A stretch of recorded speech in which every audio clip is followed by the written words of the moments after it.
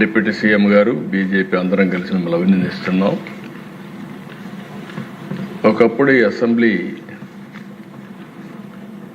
బూతులకు ఒక నమూనాగా ఉండేది. ఏదైతే ఒక చట్టసభ అనేది ఒక దేవాలయం, ప్రజా దేవాలయం. ఇది ఇక్కడ ప్రజా సమస్యల్ని పరిష్కారం చేయడమే కాకుండా భవిష్యత్తులో ఏం చేయాలన్నా దానికి అనుకూలమైనటువంటి చట్టాలను తయారు చేసే సభ. ఒక పబ్లిక్ పాలసీ కానీ ప్రాపర్గా ఉంటే ఆ దేశ భవిష్యత్తే మారిపోయే పరిస్థితి వస్తుంది. అలాంటి చట్టసభలో చర్చలు జరగకుండా ప్రతిరోజు మనం చూసేవాళ్ళం. కడాన కొండే వాళ్ళందరం బాధితులమే. అలాంటి సమస్యలు చూసాం ఈ సభలో. ఇప్పుడు మీరు ఇంకొక స్టెప్ ముందుకెళ్ళి ఇంతవరకు యువతలో చట్టసభల పైన ఒక మంచి సదభిప్రాయం లేదు. అలాంటి సదభిప్రాయం కలిగించడానికి వాళ్ళల్లో కూడా రాబోయే రోజుల్లో యువతను కూడా రాజకీయాల వైపు మళ్లించడానికి మీరు ఒక వినూత్నమైన కార్యక్రమం చేశారు. ఆ కార్యక్రమమే ప్రతిరోజు ఈ సభకు కొంతమంది పిల్లల్ని పిలిచి వాళ్ళందరినీ గ్యాలరీలో కూర్చొని పెట్టే విధంగా మీరు చేసిన పని రాబోయే రోజుల్లో పెను మార్పులకు నాంది పలుకుతున్న దిశ. దాన్ని కూడా అభినందిస్తున్నా. చాలా సంతోషం. మీరు నిండుగా ఉన్నారు. ఫోటోలు కూడా బాగా ఇద్దరు కలిసి ఫోటోలు కూడా ఇస్తున్నారు, స్ఫూర్తిని నింపుతున్నారు. మొన్నే మాక్ అసెంబ్లీ కూడా పెట్టారు.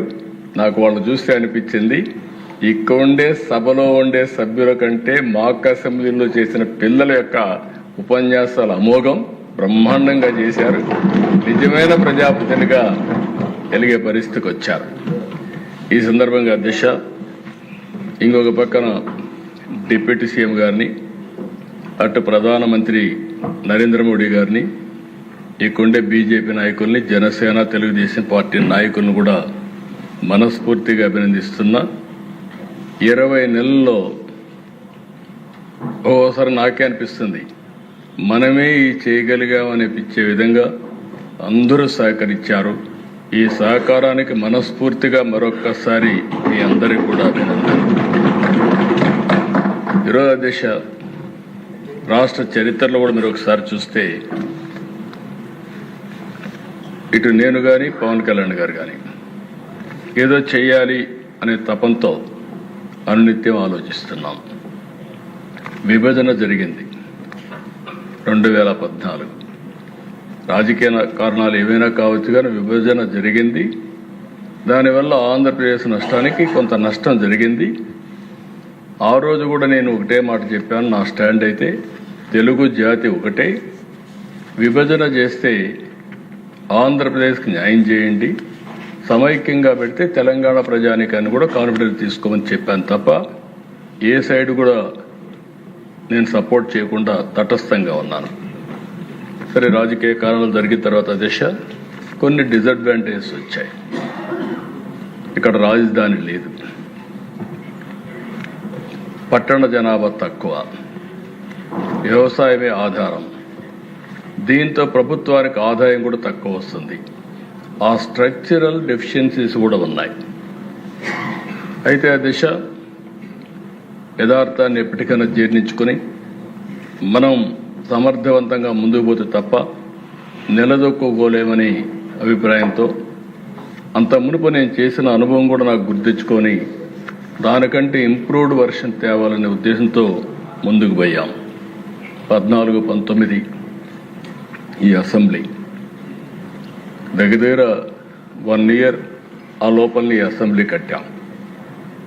అదే మరి అధ్యక్ష, ఆ రోజు ఈ అసెంబ్లీ కట్టినప్పుడు మీరు చూస్తే ఇక్కడ అసెంబ్లీ రావడానికి కారణం ఎవరంటే ప్రపంచంలో ఎక్కడా జరగని విధంగా 29,000 మంది రైతులు 33,000 ఎకరాలు భూమి ల్యాండ్ పూలింగ్కి ఇచ్చారు. దిశ ఒక్క పైసా మనం ఇవ్వలేకపోయాం. మనం ఇచ్చిందంతా వాళ్ళకి ఏంటంటే డెవలప్ చేస్తాం, తిరిగి మీకు ప్లాట్ ఇస్తాం, రాజధాని వస్తుంది, మీకు పేరు వస్తుంది, మీకు కూడా భవిష్యత్తులో మెరుగైనటువంటి ఆదాయం వస్తుందని ఒక్క మాట చెప్తే నమ్మిచ్చారు అధ్యక్ష. అక్కడి నుంచి మనం స్టార్ట్ చేశాం. 5 ఏళ్ళు కష్టపడ్డాం. ఆ రోజు అనేక పనులు జరిగాయి. 13.5% గ్రోత్ రేట్ చూపించాం. అదే టెంపో కానీ కంటిన్యూ అయింటే ఈరోజు కొంతవరకు రికవర్ అయ్యేవాళ్ళం. 19-24 విధ్వంసం, మామూలు విధ్వంసం కాదు అధ్యక్ష. నేను ఒక మాట మాత్రం చెప్పాను, ఇక్కడంతా బూతులు. నా జీవితంలో నేను ఎప్పుడూ కళ్ళనీళ్ళు పెట్టుకోలేదు. ఆ రోజు ఈ అసెంబ్లీలో నాకు జరిగిన అవమానానికి నాలాంటి వాడు కుంగిపోయి కళ్ళనీళ్ళు పెట్టుకున్నానంటే నాలాంటి వాళ్ళు ఈ రాష్ట్రంలో ఎంతమంది సఫర్ అయ్యారో మనందరం గుర్తుపెట్టుకోవాల్సిన అవసరం ఉంది. ఆడ బిడ్డల్ని ఎక్కడికక్కడ అనూహ్యంగా ఇష్టానుసారంగా మాట్లాడే పరిస్థితి. అది అయిన తర్వాత దిశ మీ అందరికీ ఐడియా ఉంది. కడాను నాకు నోటీస్ ఇవ్వకుండా నన్నే అరెస్ట్ చేయడం. పవన్ కళ్యాణ్ గారు విశాఖపట్నం వెళ్తే ఆయన దిగనీయకుండా తిరిగి హోటల్లో ఉంటే బలవంతంగా పంపించడం. అలాంటి నాయకులు ఇప్పుడు నీతిని మాట్లాడే పరిస్థితికి వచ్చారు. నేను ఒకటే చెప్పాను అధ్యక్ష, నేను ఏ పని చేసినా మా ఉప ముఖ్యమంత్రి కానీ కుండే వాళ్ళందరూ కానీ ఏ పని చేసినా ప్రజలను దృష్టిలో పెట్టుకొని చేస్తాను తప్ప నాయకుల్ని పార్టీల్ని దృష్టిలో పెట్టుకొని కాదని మరొక్కసారి మీ ద్వారా ప్రజలందరికీ విజ్ఞప్తి చేస్తున్నాను అధ్యక్ష. ఆ రోజు మేము ఒకటే నిర్ణయించుకున్నాం, రాష్ట్రానికి తీవ్రమైన అన్యాయం జరిగింది. అందరం కలిసి ఒక సంకల్పంతో ముందుకు పోతే తప్ప రాష్ట్రాన్ని పునర్నిర్మాణం చేయలేం అనే ఏకైక సంకల్పంతో ఆలోచించాం. నేను ఆ రోజు జైల్లో ఉన్నప్పుడు నాకు బాగా జ్ఞాపకం అధ్యక్ష, పవన్ కళ్యాణ్ గారు బాలయ్య గారు ఇద్దరు వచ్చారు. వచ్చినప్పుడు పవన్ కళ్యాణ్ గారు బయటపోయి ఏది ఏమైనా ప్రభుత్వ వ్యతిరేక ఓటు ఒకటి కూడా డివైడ్ కావడానికి వీల్లేదు, మేము పొత్తు పెట్టుకుంటామని చెప్పిన వ్యక్తి పవన్ కళ్యాణ్ గారు అని చెప్పుకునే వ్యక్తి. ఆ తర్వాత బీజేపీ అందరం కూడా కలిసి ఎన్డీఏ కూటమిగా ఏర్పాటు చేశాం. అయితే అధ్యక్ష మనం గుర్తుపెట్టుకోవాల్సింది, ప్రజలు ఎప్పుడు కూడా మనల్ని వాచ్ చేస్తూ ఉంటారు, సరైన సమయంలో సరైన నిర్ణయం తీసుకుంటారు. తెలుగుదేశం పార్టీ ఎన్నో విజయాలు చూసాం కానీ 2024లో స్ట్రైక్ రేట్ మీరు చూస్తే 94% దేశ చరిత్రలో మొట్టమొదటిసారిగా ఇంత పెద్ద ఎత్తున అభ్యర్థులు గెలిచింది మొదటిసారి. అలాంటి మ్యాండేట్ ఇచ్చారు. ఇప్పుడే విష్ణుకుమార్ రాజు గారు చెప్పారు, అందరిలో ఉండాలి. అది నా మైండ్లో ఉండాలి, నీకుండే సభ్యుల మైండ్లో ఉండాలి, అందరి మైండ్లో ఉండాలి. తిరిగి వాళ్ళని ఏ విధంగా మనం ఆదుకోగలుగుతాం అని నిత్యం ఆలోచించాల్సిన అవసరం ఉంది. 20 నెలలు అధ్యక్ష.